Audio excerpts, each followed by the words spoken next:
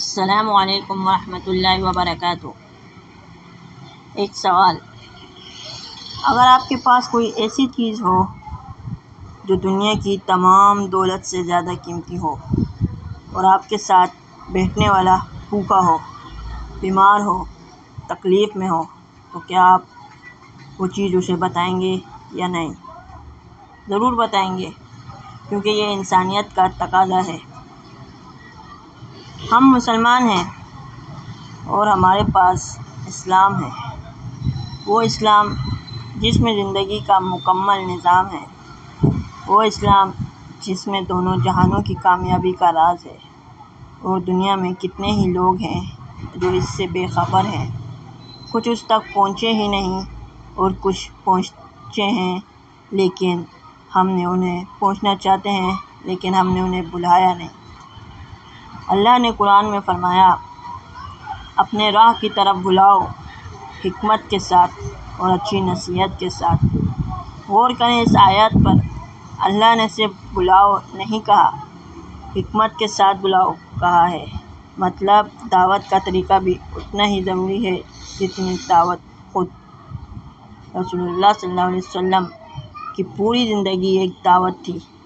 13 سال مکہ میں، قبیلوں میں، بازاروں میں، ہر جگہ انہیں پتھر مارے گئے، طائف میں لہو میں لٹ پٹ کیے گئے، لیکن رکے نہیں، کیونکہ وہ جانتے تھے ایک انسان کا ہدایت پانا پوری دنیا کی دولت سے زیادہ قیمتی ہے۔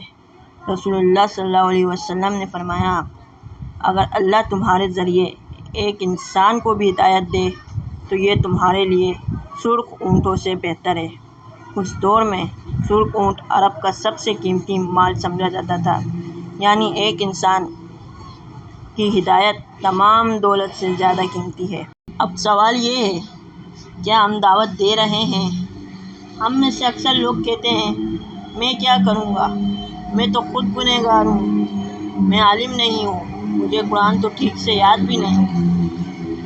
لیکن سوچیں، جب کسی نے آپ کے ساتھ کوئی بھلائی کی، کوئی اچھا کھانا کھلایا، کوئی اچھا سفر کیا، تو کیا آپ نے اپنے دوستوں کو بتایا؟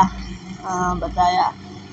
تو پھر سب سے بڑی نعمت آپ کے پاس ہے، اسلام، اسے کیوں نہیں بتا رہے؟ دعوت دینے کے لیے عالم ہونا ضروری نہیں۔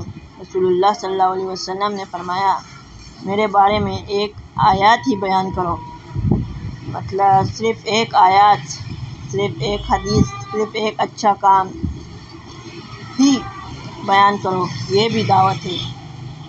آج کے دور میں دعوت کے کتنے ذریعے ہیں۔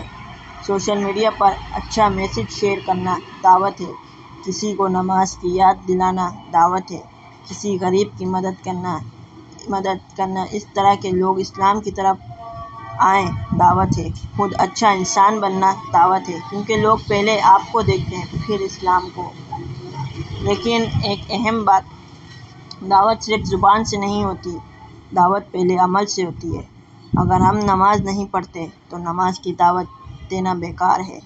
اگر ہم جھوٹ بولتے ہیں تو سچائی کی دعوت دینا بیکار ہے۔ پہلے خود بنو پھر بلاؤ۔ رسول اللہ صلی اللہ علیہ وسلم کے صحابہ رضی اللہ تعالیٰ عنہ نے دنیا کے کونے کونے میں اسلام پہنچایا، صرف تلوار سے نہیں بلکہ اپنے اعمال سے، اپنے اخلاق سے، اپنی زندگی سے۔ جب حضرموت کے لوگوں نے معاذ بن جبل رضی اللہ تعالیٰ کو دیکھا تو ان کا اخلاق دیکھ کر اسلام قبول کیا۔ کسی نے تلوار نہیں اٹھایا تھا، صرف ایک انسان کی زندگی تھی جو اسلام کی تصویر تھی۔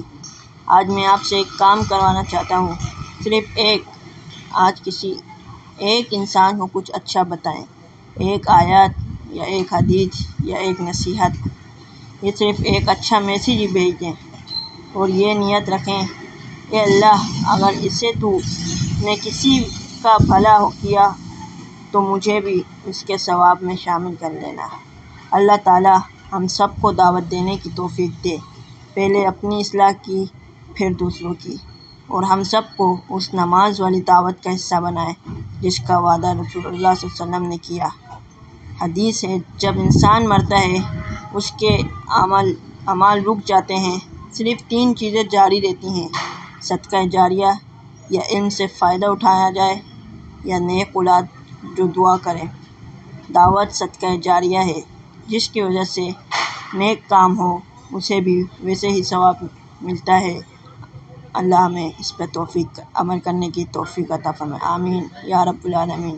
یہ ویڈیو انہیں ضرور بھیجیں جو دعوت کے بارے میں سوچتے ہیں۔ جزاک اللہ خیرا، والسلام علیکم ورحمۃ اللہ وبرکاتہ۔ معنا نهج حياة جئنا تبصرة عن كل ضلال.